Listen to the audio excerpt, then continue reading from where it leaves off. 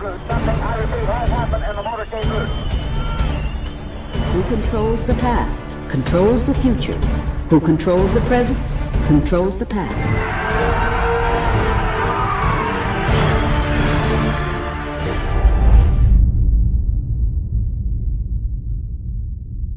Welcome to the Infowars Nightly News. It is Friday, June 26, 2015, and I'm Leanne McAdoo. Here's a look at what's coming up tonight. Tonight, the push to mandate vaccines, and ISIS pulls off multiple terror attacks around the globe. That's next on the Infowars Nightly News. Well, I stand against radical Islam. I'm sorry. I'm a radical. I stand against shooting police in the head. I'm a bad person. I stand against Al-Qaeda. I'm not trendy. Following a call by ISIS for war on infidels during Ramadan, 3 separate terror attacks took place today around the world. A Tuesday audio message attributed to Muhammad al-Adnani instructed Muslims to create calamity for the infidels, Shiites, and apostate Muslims during Ramadan. It also said to be keen to conquer in this holy month and to become exposed to martyrdom. Of course, this is a holy month, Ramadan. It's a month-long observance of fasting to commemorate the first revelation of the Quran to Muhammad. And here they're wanting to commemorate this holy month with bloodshed. Now, ISIS sympathizers took that message to heart, if you think they possibly have one. Today in France, a man was beheaded during a suspected ISIS-inspired attack near Lyon. This was this morning. The culprits carried an Islamic State flag, and they scrawled Arabic writing on the victim's head that was left on a spike. The attackers also reportedly set off several small explosions as they drove a vehicle into a French gas company, with 2 other victims reportedly being injured. Now, the arrested suspect has been known to the security services since 2006, but they say they kind of lost track of the guy. So we're seeing that again and again and again. But you know, whatever, NSA surveillance, we just need to continue funneling all of this money into it because it's so helpful. Now, the worst of today's attacks unfolded at a luxury resort in Tunisia, where at least 27 people were killed after an attacker blew himself up at the Hotel Rio Imperial Marhaba in the city of Sousse. Gunmen also opened fire on guests of the hotel, killing several and leaving others face down in the sand near their lounge chairs.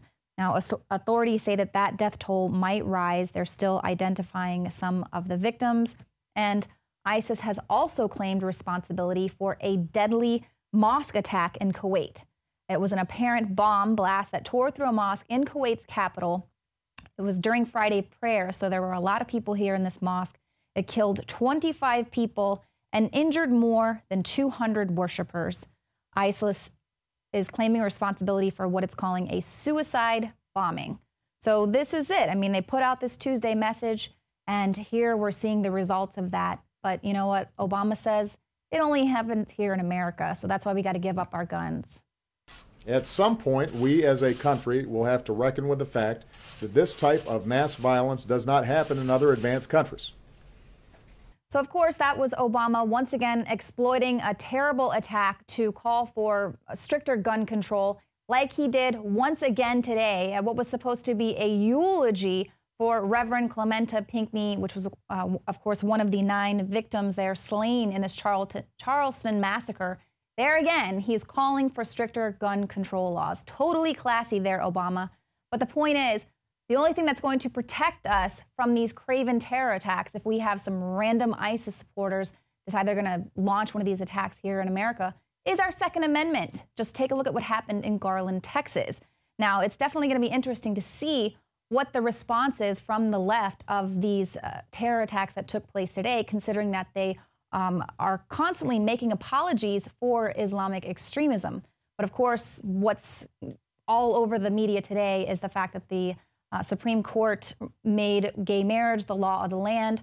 So I think the left is going to be a little bit busy in celebrations with this announcement to even consider these attacks. So it'll be kind of, you know, we can look away with these Islamic extremists we won't have to discuss it. But considering the fact that Ramadan will not end until July 17th, there's been warnings that we should expect some more attacks. Now, ISIS is, of course, already celebrating this bloodshed. They're heralding these killings as Bloody Friday, and this is taking place in discussions across secretive online forums and, of course, in social media. So they're celebrating. This is their holiday. One ISIS supporter wrote, "This Friday is a holiday for the Muslims." So obviously, it's certainly not all Muslims here that this person is talking about, but I mean, they're kind of claiming Ramadan. They're claiming your holy month. They're claiming your Quran, your teachings. So obviously, a lot of people need to be speaking out that, you know, not my Quran, or start a hashtag or something, because a factor to consider is that some people, they fail to grasp that ISIS is actually enjoying a lot more support amongst Muslims than is commonly believed. A poll conducted last year found that 1 in 6 French citizens have a favorable view of ISIS, and a staggering 27% of French citizens between the ages of 18 and 24 sympathize with this terror group. So this is a poll conducted last year, and of course now this year that might be a little bit different considering the Charlie Hebdo attacks and now this latest beheading that took place in Lyon. And of course, for us here in the United States, they're reporting that there are ISIS sympathizers here who have been caught trying to leave the country to go help join ISIS, and people vowing to carry out attacks here, like the 2 men who went to Garland, Texas, to attempt to carry out a terror attack there as well. And now, according to an FBI agent, the open border remains a huge problem for us here at the United States. This agent is saying that the border can be an attractive region for ISIS, thanks in part to powerful drug lords. He says drug dealers have found a way to move money without it being followed, and they found a way to move people in and out, and they found a way to move product. And terrorist experts are saying the epidemic of unstable leadership in Mexico, combined with ruthless drug cartels, has created a vacuum. And that, of course, is something that our leadership has absolutely no plan for. They have no plan for ISIS, and they have no plan for controlling the border. Dozens of people were killed today during 3 jihadist attacks in Kuwait, Tunisia and Lyon, France, where one victim was beheaded by terrorists wielding an ISIS flag. Islamic State militants also massacred over 100 civilians in the Syrian border town of Kobani. And what did we hear in the aftermath from world leaders? Islam is a religion of peace. No matter how many times you say that, it's not going to make it true. Islam is not a religion of peace. The Quran contains over 100 verses that call on Muslims to murder or go to war with non-believers.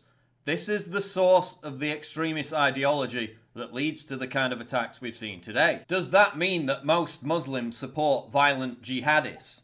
No, but a significant minority do.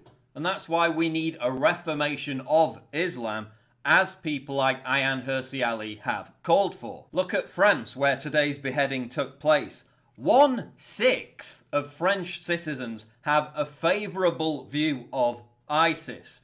A staggering 27% of French citizens between the ages of 18 and 24 sympathise with ISIS. An Al Jazeera Arabic television poll found that over 80% of its viewers supported ISIS attacks in Iraq and Syria. Other polls also show that frightening numbers of Muslims support terrorism, from the UK to Turkey to Egypt and beyond. A significant minority of Muslims clearly support ISIS. When are we going to acknowledge this fact? But don't expect Salon.com or any other leftist media outlet to blame all Muslims for today's bloodshed, despite the fact that they collectively impugned all white people for the actions of one lunatic in Charleston. It's not going to happen because it's not politically correct to acknowledge the fact that Islam is a violent belief system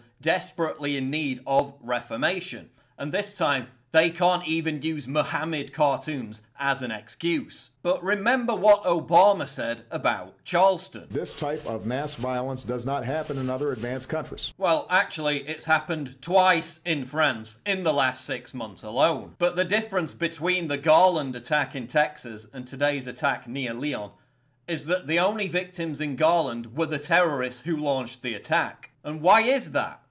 Responsible people using firearms, the very thing that the left wants to abolish in the wake of Charleston. And the difference between Dylan Roof and Islamic jihadists is that there's no state-backed global ideology that explicitly advocates and supports violent white supremacists. But hey, you know, why didn't we just ban the ISIS flag? I mean, surely that would prevent extremists from murdering people, right? Are all Muslims to blame for today's attacks? Obviously not. But if you really want to lay the blame somewhere, how about Saudi Arabia, our supposed ally that funds and exports all the radical preachers to the West to spread the violent hatred of Wahhabism? How about the fact that these jihadists have been aided by our own government's foreign policy of arming and funding jihadists in the Middle East and North Africa to topple Gaddafi and Assad? When Islamic extremists kill people in France, we call them terrorists. When they do the same in Syria, we call them moderate rebels and send them weapons and money. And now it's confirmed from the very beginning the Pentagon knew this policy would lead to the rise of the Islamic State. The bottom line is this: until we acknowledge that Islam is a violent belief system, until we stop supporting jihadists in the Middle East to overthrow sovereign governments, and until we recognize Saudi Arabia as the biggest exporter of terrorists in the world, many more innocent people, most of them Muslims, are going to die. Check out the other videos, subscribe to the channel. I'm Paul Joseph Watson for Infowars.com. The Pentagon is accusing Russia of playing with fire over nuclear threats toward NATO. That's right. This is coming from Robert Work, the U.S. Deputy Secretary of Defense. He told an House Armed Services Subcommittee that Russia was trying to control the escalation of tensions by invoking the threat of nuclear weapons. He said anyone who thinks that they can control escalation through the use of nuclear weapons is literally playing with fire. Escalation is escalation, and nuclear use would be the ultimate escalation. So in other words, it's only the Pentagon and NATO that are allowed to escalate the tensions by putting up offensive posturing all around Russia, setting up all of their military weaponry and everything. That kind of a war is okay, but you know, that one's going to be long and drawn out and bring in a lot of money for the military-industrial complex. That's the only type of war escalation that's okayed by the Pentagon. Pentagon boss Ashton Carter has announced the United States will contribute weapons, aircraft, and forces, including commandos, for NATO's Rapid Reaction Force to defend against Russia from the east and violent extremists from the south, according to the Associated Press. Carter did not specify who the extremists from the south are, but a recent NATO military exercise in Poland left little doubt. During the largest maneuver by NATO since the end of the Cold War, a rapid reaction force in Poland staged a mock raid in the fictional country of Bosnia. Birdman is the name that maneuver planners have given the opponent in the Bosnian enemy camp. He must be retrieved from a wooden house in the middle of the military training grounds in the forest. Stationed in the nearby village of Alpha are his followers, armed militiamen who have begun to destabilize the region in southwestern Poland. The scene is recognizable as it is loosely based on the situation in eastern Ukraine.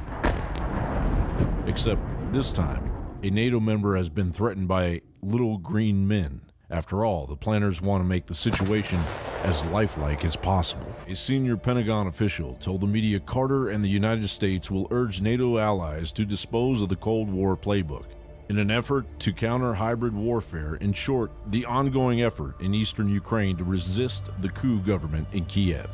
Here's a Financial Times of London story from yesterday dealing with the fact that Washington is now fearing that Greece is going to go with Russia because NATO the EU and the West have been sucking Greece dry. The Atomic Energy Agency estimates that currently known stockpiles of nuclear weapons, if they were deployed, could destroy the planet, all life on the surface, bare minimum, more than 20 times. The numbers vary.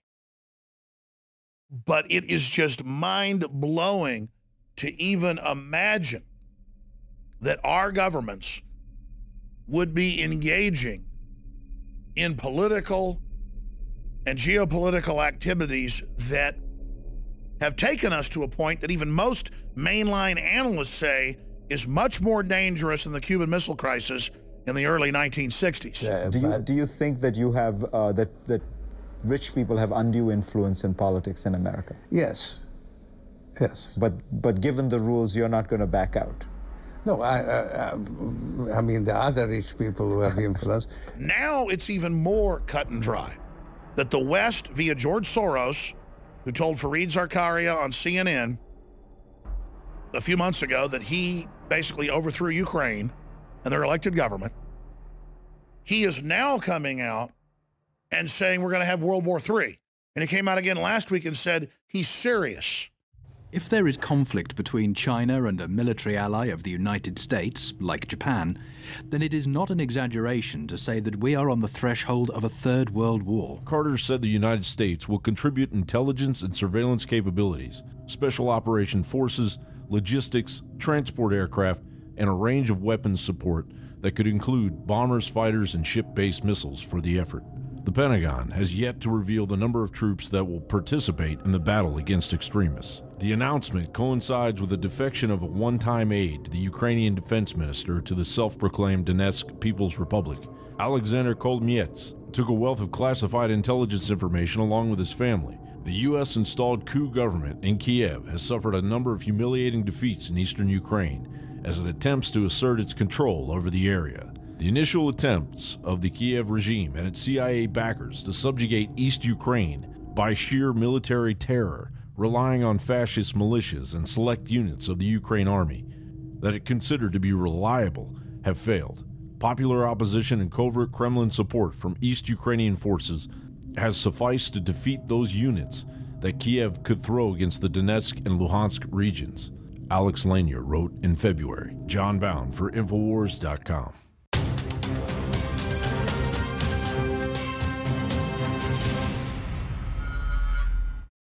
Did you know that only 6 corporations control 90% of what millions of Americans see, hear, and read every single day?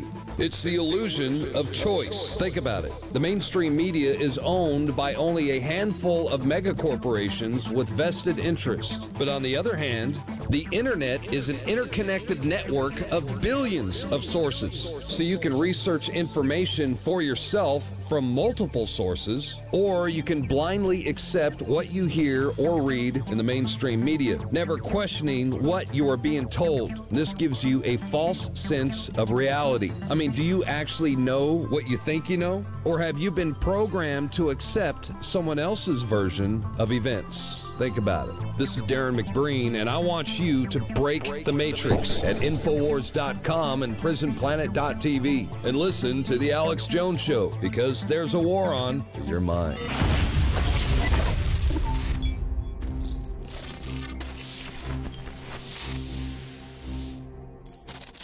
And don't tell me that I'm a weirdo because I'm upset about this. I'm just sick of dishonorable trash. Supreme Cobra Commander! You're failures! You think I'd sell my family out like you, dirtbag?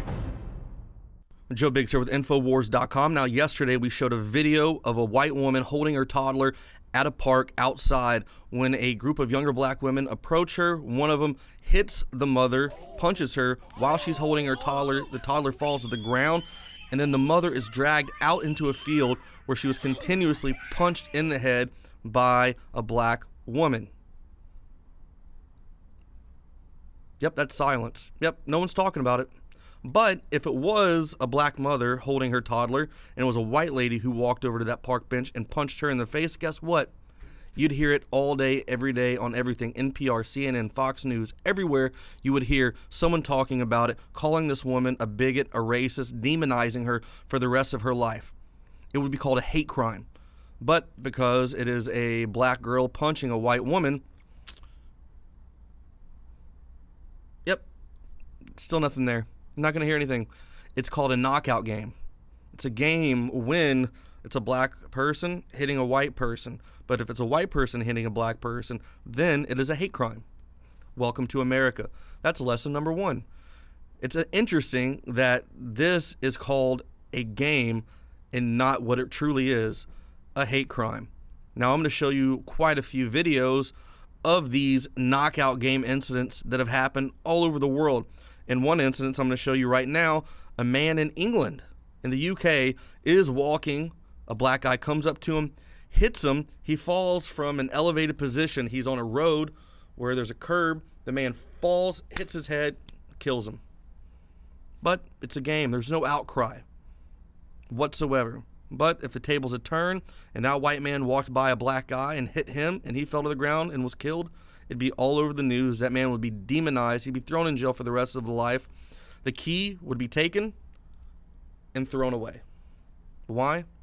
Because in this day and time, if you are white, you're automatically a bigot or racist, and your ancestors were all slave owners, regardless of the fact if they were or weren't.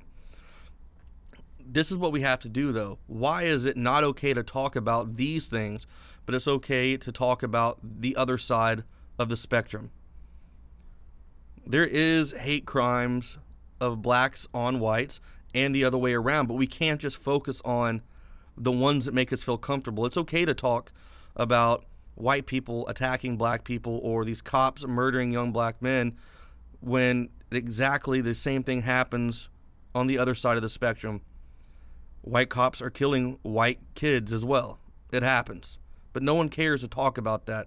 Everyone wants to throw up the race card, and that's all you hear about every single day. Race this, race that, and all that does is create further racial tension.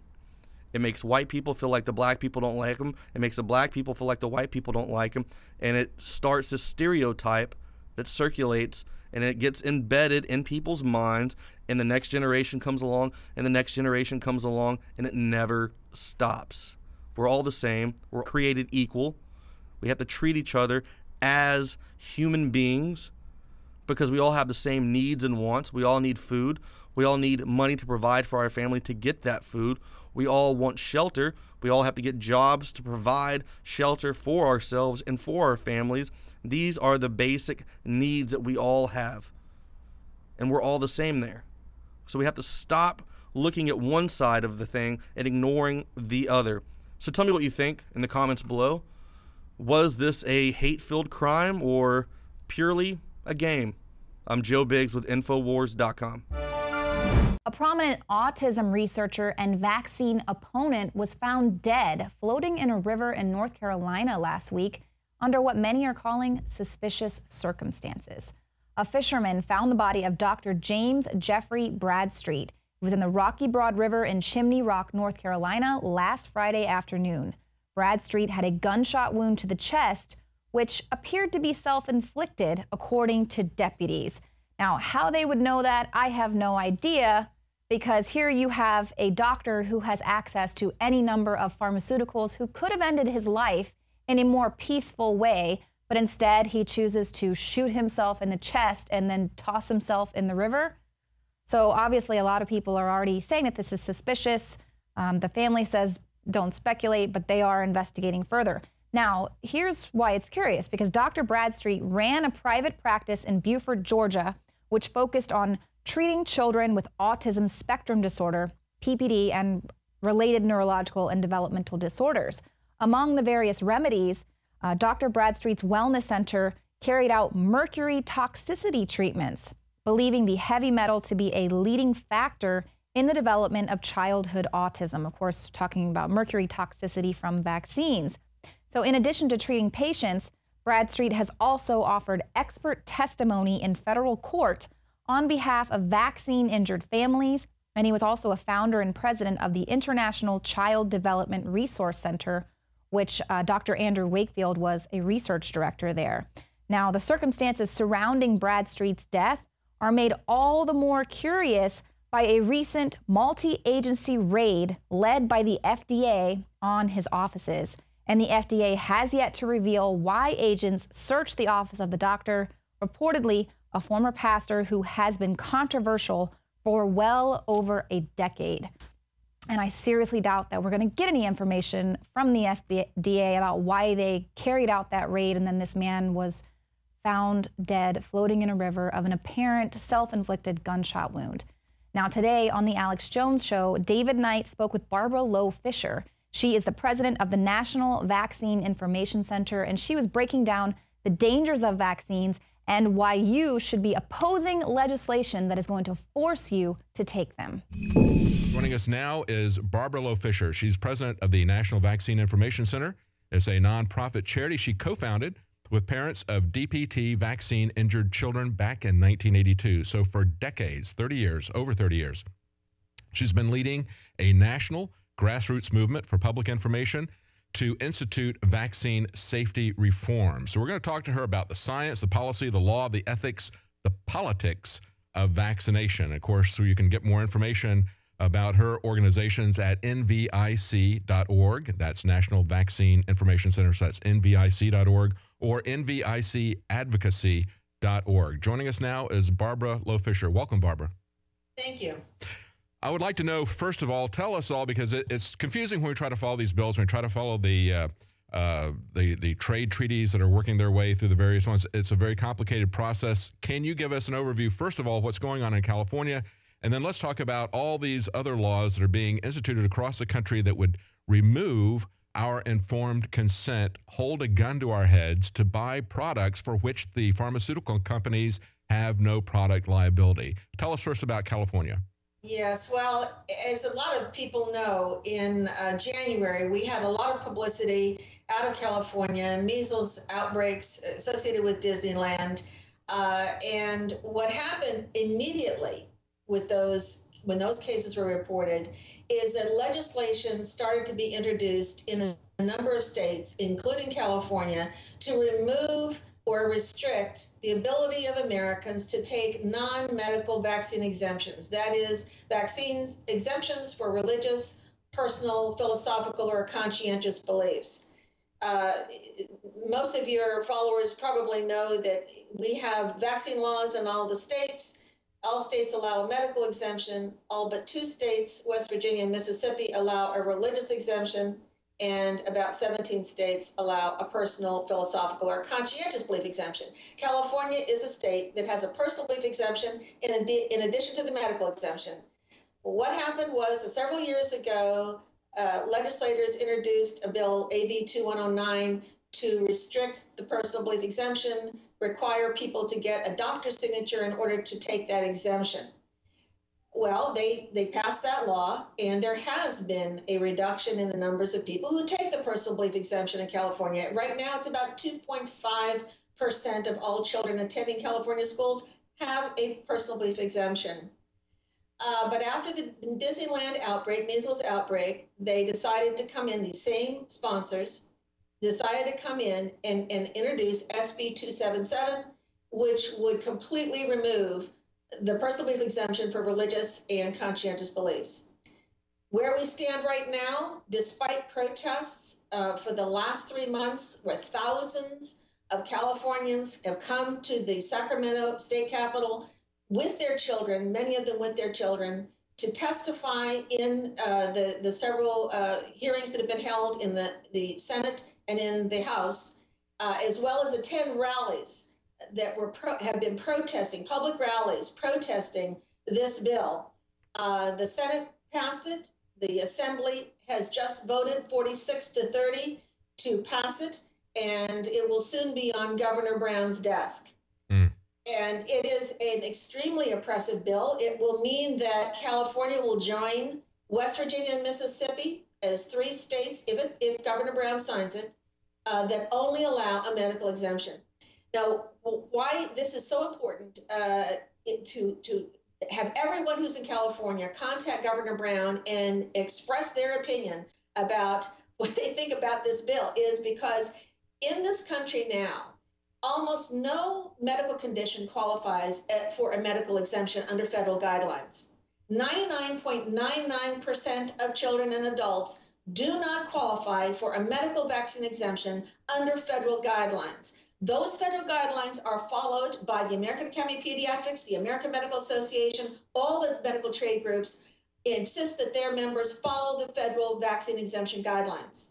This means that almost no child will be qualified for a medical exemption. It means you have forced vaccination with a violation of the human right to informed consent to medical risk-taking, violation of parental rights to make medical decisions for their children.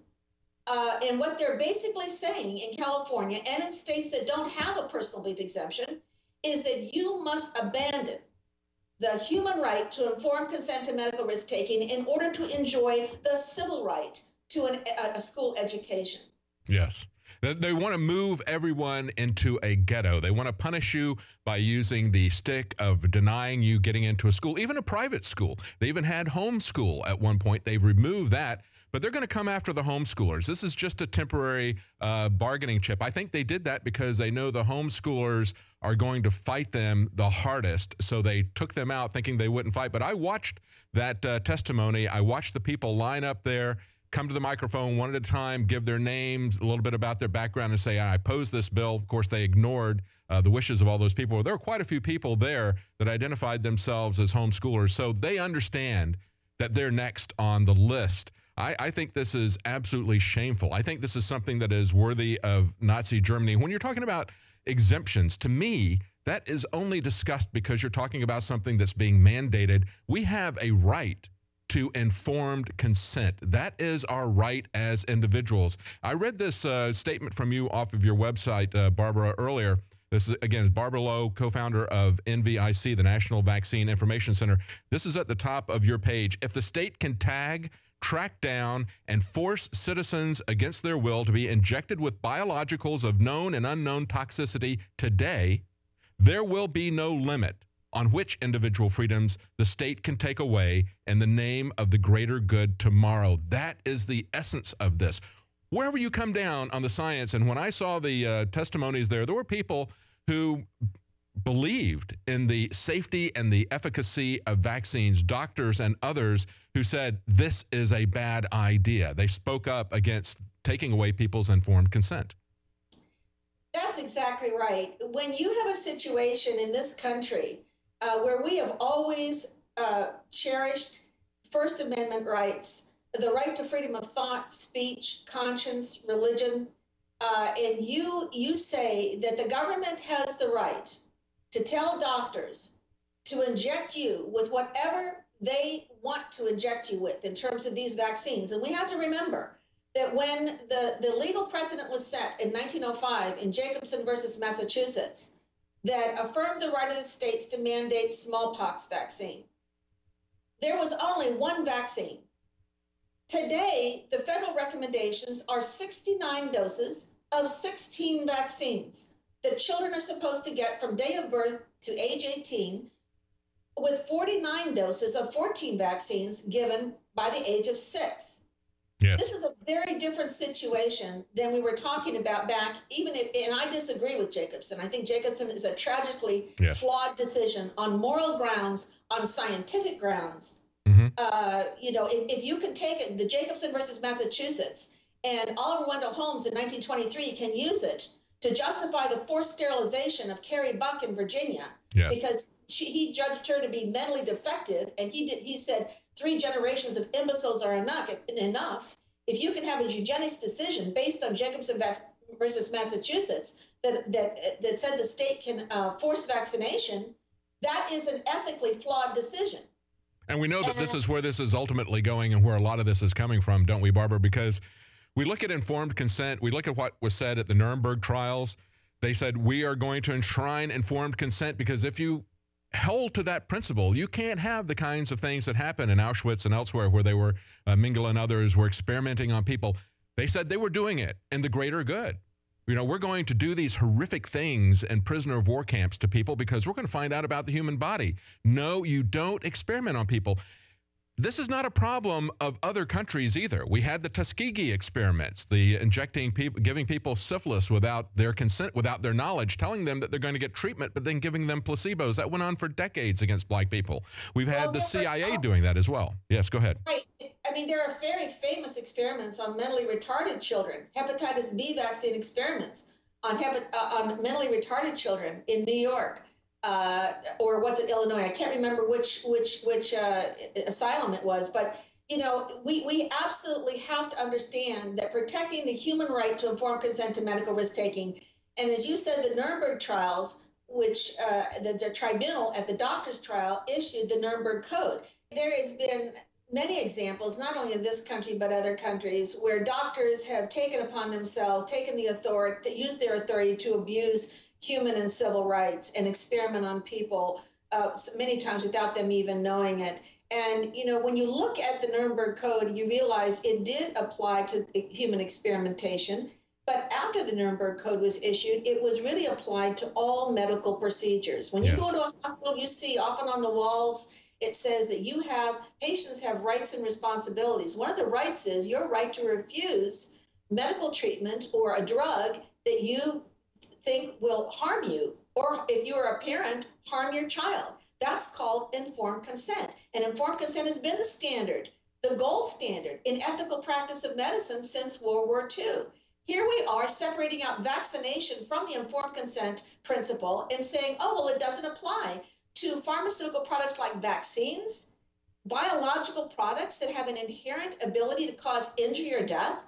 That risk can be greater for some people than other people for biological and genetic reasons. What you have is a state basically adopting a one-size-fits-all approach. And, you know, it's a de facto selection of the genetically vulnerable for sacrifice against their will. Yes. Because there are known and unknown genetic and biological high-risk factors. That's really what it is. Thank you for watching the show tonight. If you are checking us out on YouTube, be sure to hit the subscribe button and help us take it to the next level. You can also become a subscriber to prisonplanet.tv. You'll get instant access to over 18 years worth of content, and you can share your username and password with up to 20 people at the same time. As always, we really appreciate your support, and thank you for everything you do to help out this operation. Be sure to check us out here Monday night, 7 p.m. Central. Dave. My mind is going. I can feel it.